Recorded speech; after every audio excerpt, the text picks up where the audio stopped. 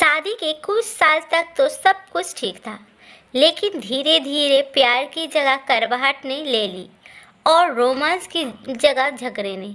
अब तो एक दूसरे के प्रति सम्मान के बीच में उनका स्वाभिमान आने लगा था। एक समय था जब दोनों को लगता था कि वो एक दूसरे के बिना जी नहीं पाएंगे, मगर आज वही दो प्रेमी एक ही छत के नीचे अजनबियों की तरह जी रहे थे। आखिर कोई अपनी मैरिज एनिवर्सरी कैसे भूल सकता है? वो मुझे अब पहले जितना प्यार नहीं करता। सोफे पर बैठी सुकन्या के मन में ख्याल आया। वो अपने पति से इतनी नाराज थी कि पिछले 2 दिन से उससे ठीक से बात भी नहीं कर रही थी। तभी दरवाजे की घंटी बजी। उसने जाकर दरवाज़ा खोला। सामने बारिश में भीगा हुआ रोहन खड़ा था। हाथों में फूलों का गुलदस्ता था और चेहरे पे मुस्कान, लेकिन सुकन्या अभी भी माफ़ करने की मूड में नहीं थी। उसने गुलदस्ता को नीचे फेंक दिया और फिर से झगड़ने लगी। तुम्हें क्या लगता है इस तरह से मुझे गुलदस्ता देने से मैं बात को भूल जाऊंगी?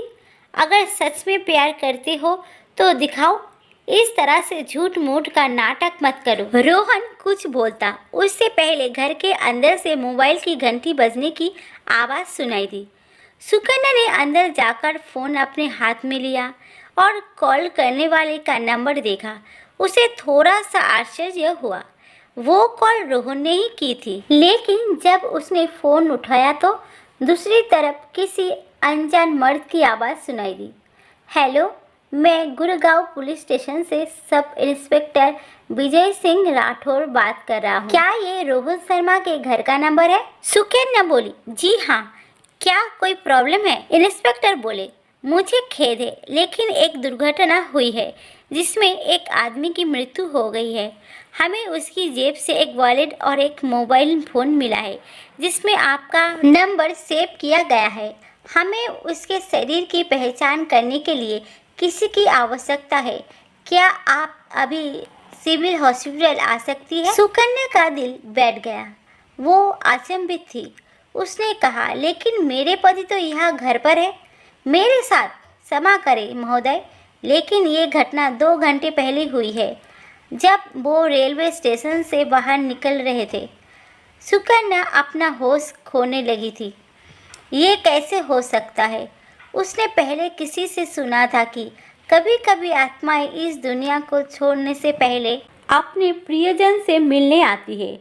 अपनी आंखों में आंसू के साथ वो भागती हुई हॉल में पहुंची। रोहन वहाँ नहीं था। पुलिस वाला सही कह रहा था। अब उसे पछतावा हो रहा था।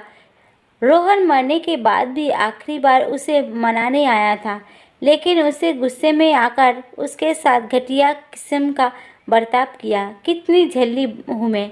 वो रोती हुई फर्श पर बैठ गई। उसने अपना आखिरी मौका खो दिया था हमेशा के लिए। उसे पुराने दिनों की घटनाएं याद आने लगी।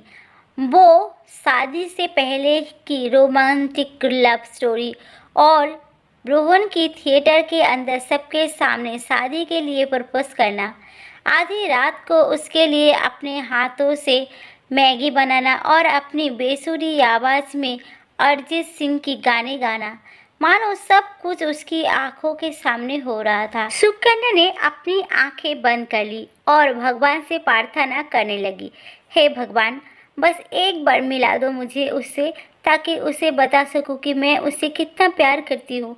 तभी अचानक से बाथरूम में से आवाज़ सुनाई दी। दरवाज़ा खुला। रोहन बाहर आया और बोला, स्वीटहार्ट, मैं तुम्हें बताना भूल गया था कि आज शाम को ट्रेन में आते वक्त मेरा वॉलेट और मोबाइल चोरी हो गया है। सुकन्या दौड़ती हुई उसके पास गई और गले से लिपट गई।